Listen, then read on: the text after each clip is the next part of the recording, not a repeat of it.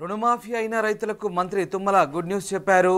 రుణమాఫీ అయిన రైతులకు కొత్త రుణాలు ఇవ్వాలంటూ ఆదేశించారు. ఇక రైతు భరోసా సంక్రాంతి నుంచే అందించే ప్రక్రియను ప్రభుత్వం చేపట్టబోతుంది. మరోవైపు తెలంగాణ వ్యాప్తంగా ఇప్పటికే వివిధ విడతల్లో రుణమాఫీ జరిగింది. దాదాపు 2 లక్షల వరకు ఉన్న రుణాలను మాఫీ చేసింది ప్రభుత్వం.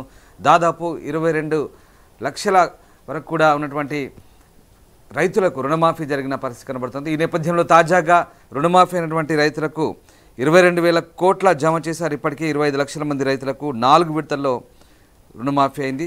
సో ఆధార్ బ్యాంక్ అకౌంట్లో తప్పులతో కొందరికి రుణమాఫీ జరగలేదు. ఈ నేపథ్యంలో ఇక 4 విడతలు అయితే 2 లక్షల వరకు రుణాలు మాఫీ చేసిన వారికి మాత్రం మళ్ళీ కొత్త రుణాలు ఇవ్వాలనే ఆదేశాలను మంత్రి జారీ చేశారు.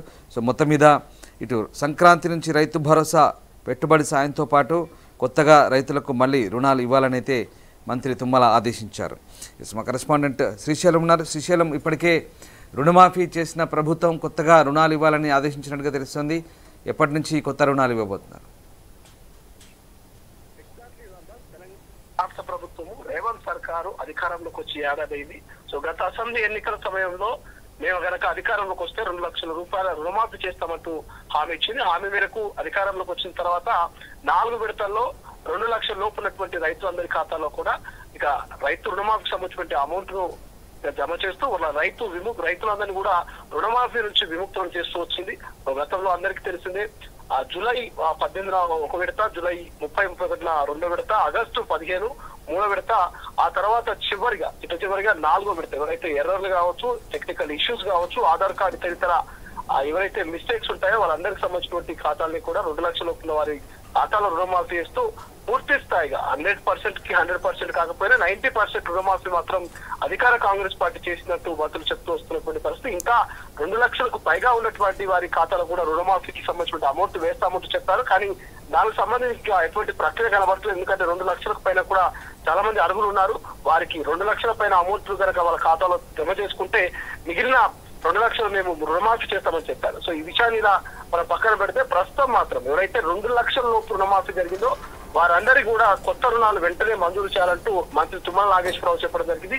గతంలో కొంతమంది రుణమాఫీ జరిగిన తర్వాత రెన్యువల్ బేస్ లో మళ్ళీ కొత్త రుణాలు తీసుకున్నటువంటి పరిస్థితి. కానీ కొన్ని చోట్ల డీసీసీబీకి సంబంధించిన కొన్ని బ్యాంకుల్లో కొంత మిస్టేక్ జరిగినట్టు తెలుస్తోంది. సో మిస్టేకులు ప్రభుత్వం దృష్టికి ఇటు మంత్రి తుమ్మల దృష్టికి వచ్చినట్టు తెలుస్తోంది. సో ఈ నేపథ్యంలోనే గతంలో ఏదైతే డీసీసీబీ నుంచి మంచి పనితీరు కనబరిచారు మంత్రి తుమ్మల చెప్తున్నటువంటి పరిస్థితి. గతంలో పలు డీసీసీబీలో తప్పులు జరిగాయి, అవి జరగకుండా చూసుకోవాలి. సో ఎందుకంటే రేవంత్ సర్కార్ గత కొన్ని రోజుల నుంచి మనం చూస్తా ఉన్నాం. 2 లక్షల రైతు రుణమాఫీకి సంబంధించి పూర్తి స్థాయి కసరత్తు చేసి కంప్లీట్ చేసింది.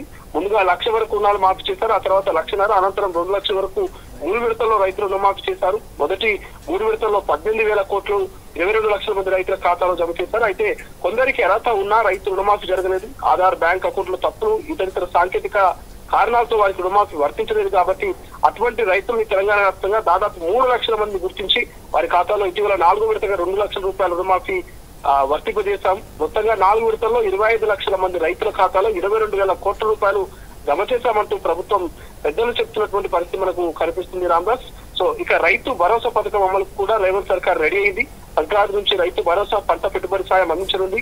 ఈ మేరకు విధి విధానాలు కూడా ఖరారు కేబినెట్ సబ్ కమిటీ ఏర్పాటు చేస్తుంది. త్వరలోనే అర్హులకు గుర్తింపుగా గైడ్లైన్స్ వెల్లడిస్తూ ఆ తర్వాత ఎకరాకు 15,000 చొప్పున పంట పెట్టుబడి సహాయాన్ని కూడా రైతుల ఖాతాలో జమ చేసేందుకు సిద్ధమవుతోంది. బట్ మేజర్ గా మాత్రం రైతు రుణాలకు అందకపోవడంతో ఈ యొక్క ఆదేశాలు జారీ చేస్తుంది. ఎందుకంటే రుణమాఫీ పూర్తయిన తర్వాత కొన్ని జిల్లాలో ఉన్నటువంటి సహకార కేంద్ర బ్యాంకులు కొత్త రుణాలు ఇవ్వలేదు. సో ఇవ్వని బ్యాంకులు ఏవైతున్నాయో వాటిని అలర్ట్ చేస్తూ మంత్రి తుమ్మల అయితే ఆదేశాలు జారీ చేస్తారు. ఇమీడియట్ గా కొత్త రుణాలని మంజూరు చేయాలి.